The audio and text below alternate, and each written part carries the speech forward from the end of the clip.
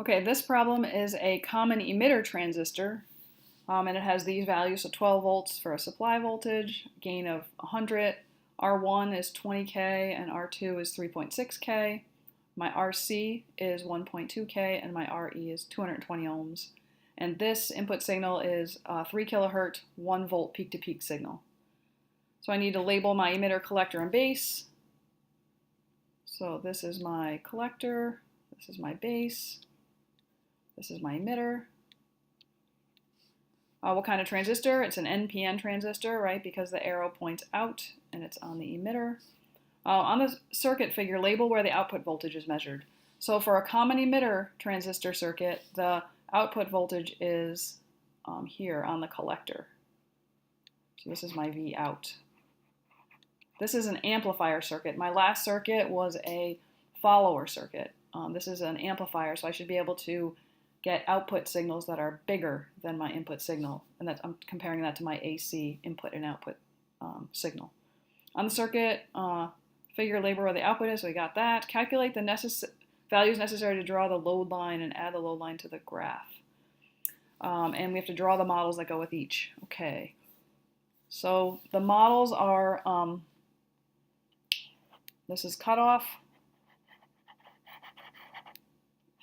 So again, what we're doing is we're replacing our collector to emitter circuit here with either an open or a wire. So this is my my VS for my V source.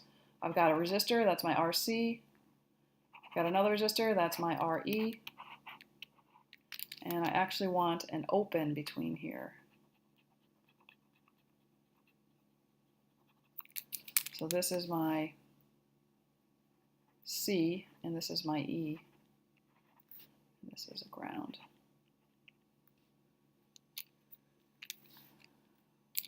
Not sure why my RE is there, but we'll get rid of that. Okay, so looking at this, my VCE,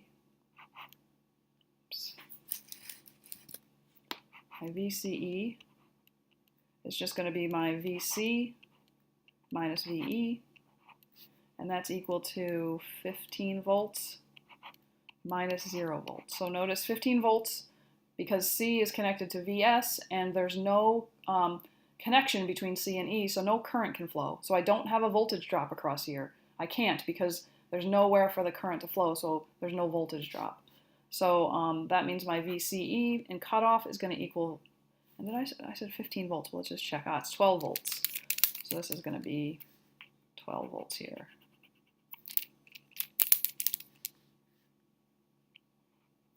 And so this VCE is in cutoff is going to be 12 volts, and my IC in cutoff is going to equal 0 amps. And now in saturation, I'm going to have my resistor. This is my C. It's going to be connected with a wire. This is my emitter resistor, and ground. So this is my RC, this is my RE, this is my RE, my RC. So I noticed between VC, for VCE,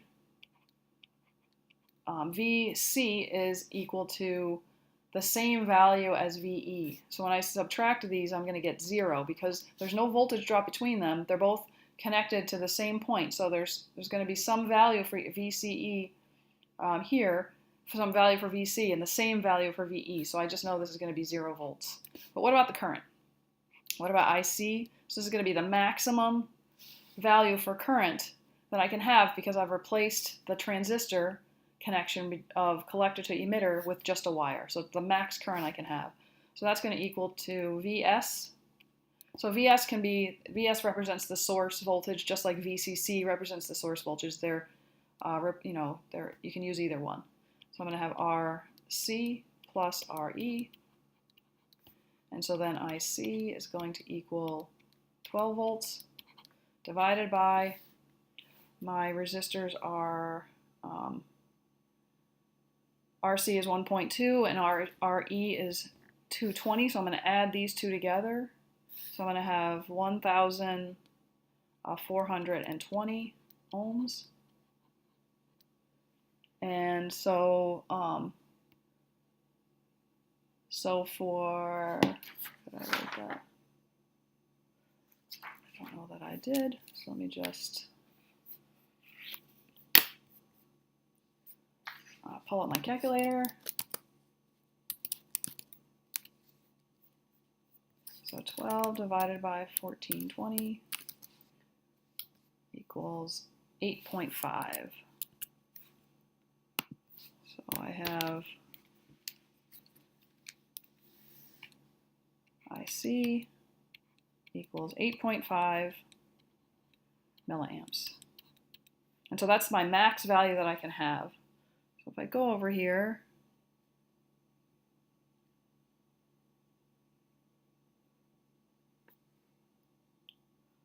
I don't have a good